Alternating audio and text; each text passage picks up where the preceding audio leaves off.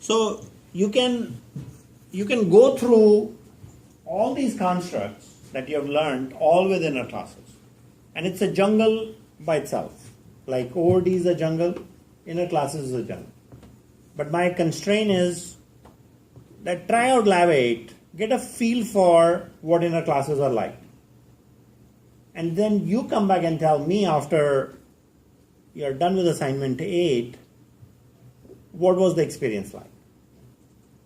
So assignment 8 is go write a couple of classes. It's a very simple assignment. I think it's like write a triangle and there is an abstract class.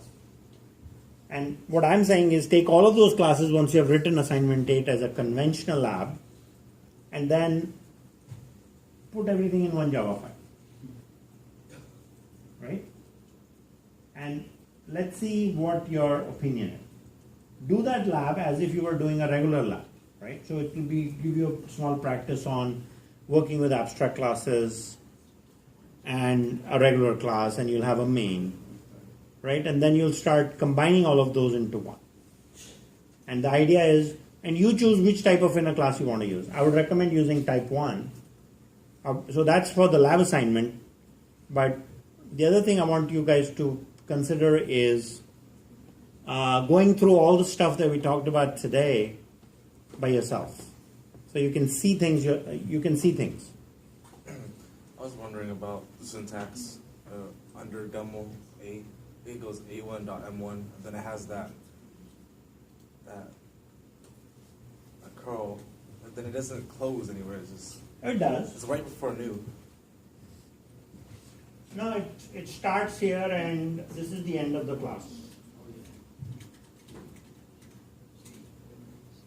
And this is the end of method call. Oh, there it is. And this is start of method call. Okay. Whoa. See, inner classes were created for Swing, and anytime you go out and do Android development, you will end up using anonymous inner classes. Because for sometimes to bring things together, inner classes are useful. But today with the concept of fragments introduced in Android development, this is not required. How would you show an inner class on the class diagram?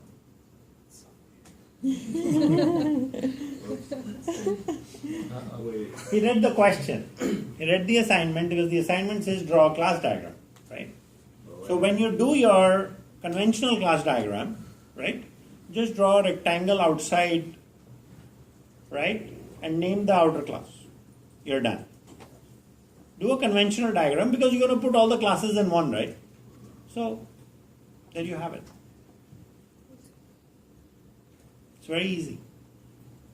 And that's not UML, that's my style of what I would accept, I mean.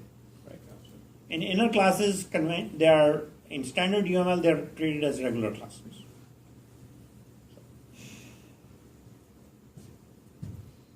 Okay, that's it for tonight on inner classes. We've got a couple of big topics coming up on data structures, linked lists. So next couple of weeks should be a lot of fun for you guys. Yes? Can you define an inner class and an interface? Can you? Yes? Would it be practical? No. So another question could be, can you use an inner class to instantiate an abstract class? Because if you have an abstract class, right, and you guys want to try that just for fun? You can instantiate an abstract class. In the past we said you can't, right?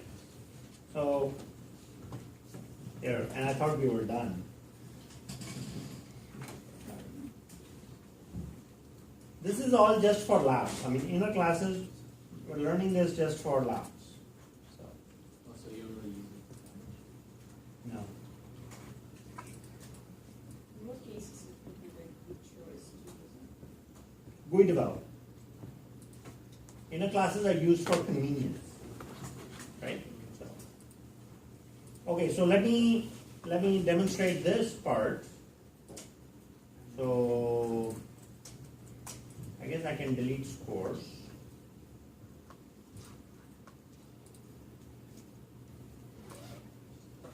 And I have demo A.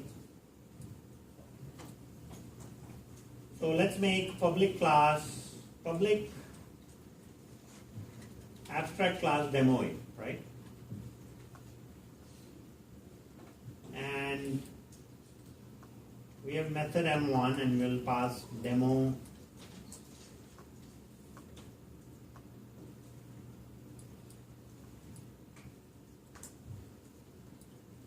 A1 to it.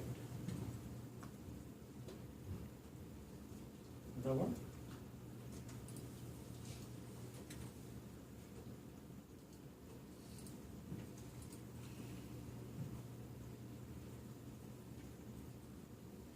So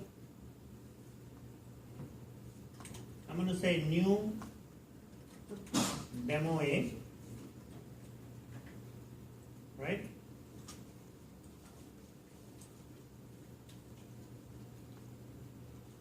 There, I just instantiated an abstract in a class or an abstract class using an anonymous inner class.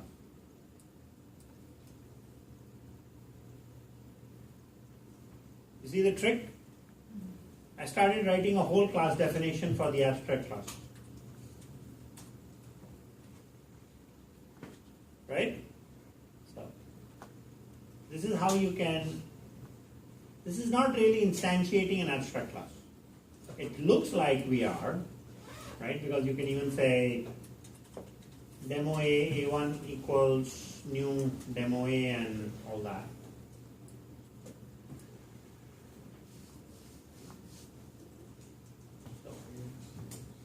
So, but the new, so that's just an anonymous inner class, the new demo, right? That's correct. This So- is the anonymous inner class.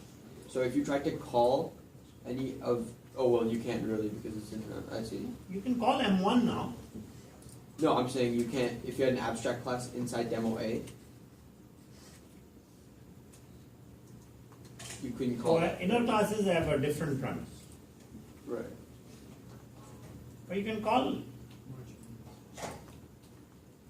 Like I'm just saying, if you had an abstract method inside the abstract class demo A, right? you would have to override that. Yeah, exactly. So you wouldn't, because then you would get a compiler error. Then you'll get a compiler. Right. These are like fun corner cases of inner classes. Just investigating this will be fun but you'll never practically use this. But it tests your limitations on the boundary conditions in Java. All right, I'll leave you guys with that.